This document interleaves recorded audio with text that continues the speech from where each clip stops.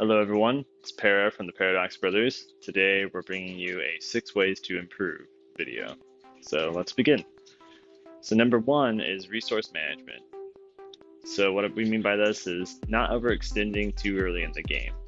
Meaning that if you, for example, if you don't have a solemn judgment in your hand, then you don't want to set too many cards in the field that are completely unprotected, because that leaves you being susceptible to heavy storm and just early game turning cards that can just completely ruin your mid to late game.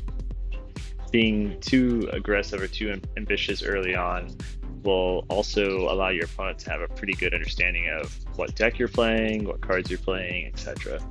So that's something to keep in mind. Also, something to keep in mind are the monsters, or I should say rather just cards in general in your grave and also your opponent's grave.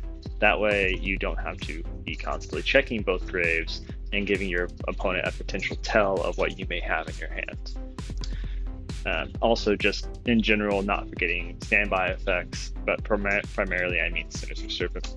A lot of people will forget this and then need it, and technically you need to be picking that up in the standby phase. So number 2 is bait and punish your opponent.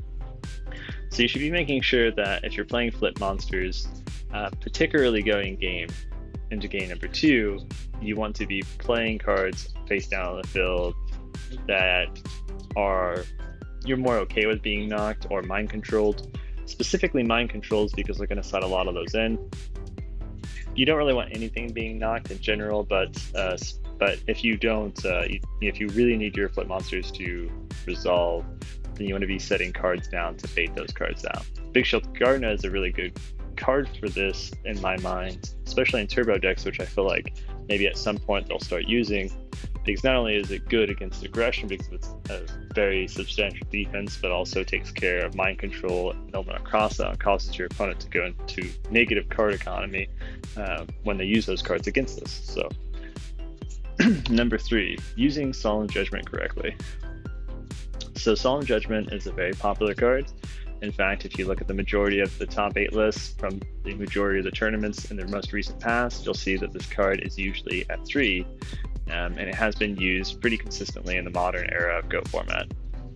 So you may ask yourself why you don't generate the same results with this card, and it could be one of these reasons.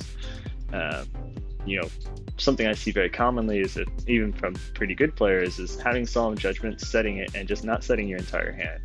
Essentially, there's only one Heavy Storm in the format. If your opponent doesn't have a set monster that could be a potential Magician of Faith, or they don't play Magician of Faith at all and you're aware of that, then there's no reason not to set your entire hand, because it protects you from the Delinquent Duo and other hand card removal effects that might affect your hand.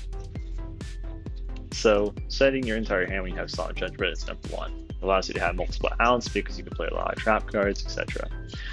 But you need to be cautious on how you use Solemn Judgment, because draining half your life is no joke and can definitely lead you open to losing the game through a Ring of Destruction or just simply getting attacked. I've played many people that use life point draining cards like Solemn Judgment, but also Cybersheen, and I just attack over a monster that they have in attack mode and win the game. So simply because you can negate something doesn't mean that you should always do it. In my mind, at least, I feel like there are obviously some crucial moments that you want to negate something like a Chaos monster, especially if it's going to be very high impact. Solemn Judgment is meant to kind of take care of those very high impact cards that your opponent may play. In my mind, for the most part, the nature of Solemn Judgment kind of lends itself to more of an end game, because it can allow your moves, your attacks to go through. So the next one is attack. So making sure that you're attacking when the time is right. I know to the contrary what I previously said, but kind of playing more conservatively early on to fill out your opponent to see what they're doing.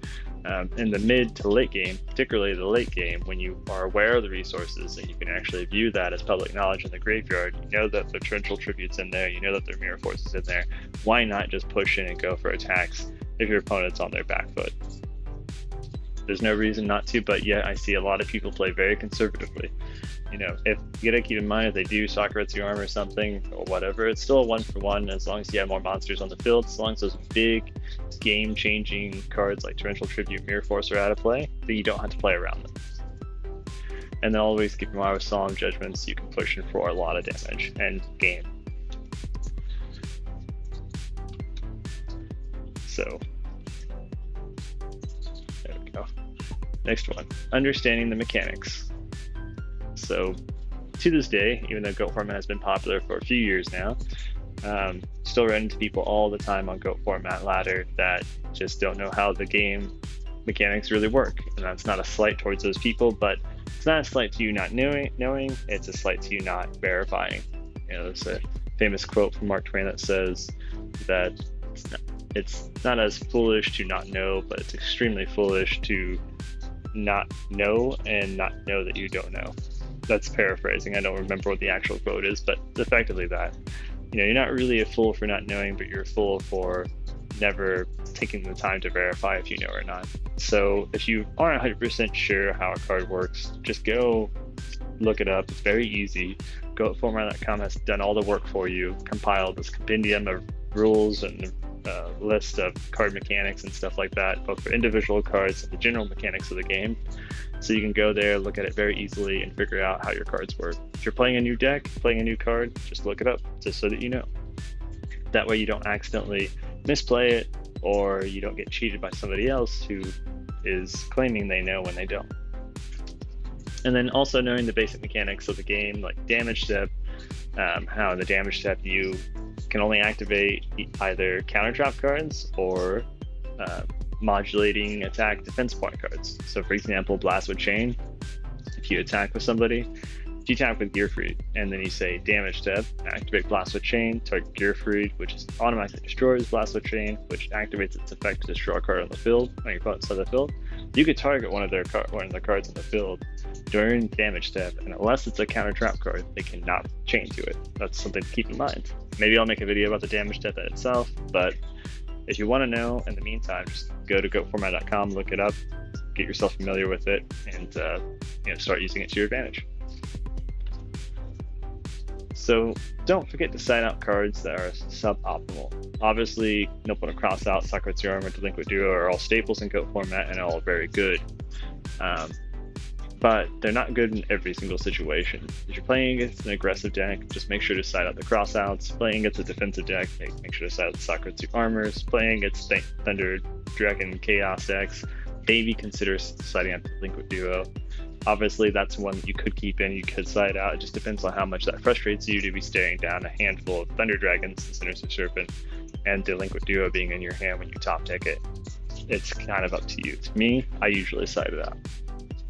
But this obviously extends to a lot of other cards. There's a lot of other cards that you might consider siding out that you can make a kind of in-depth, detailed video about, playing against Burn, playing against Warrior, playing against Chaos, what cards are good against what.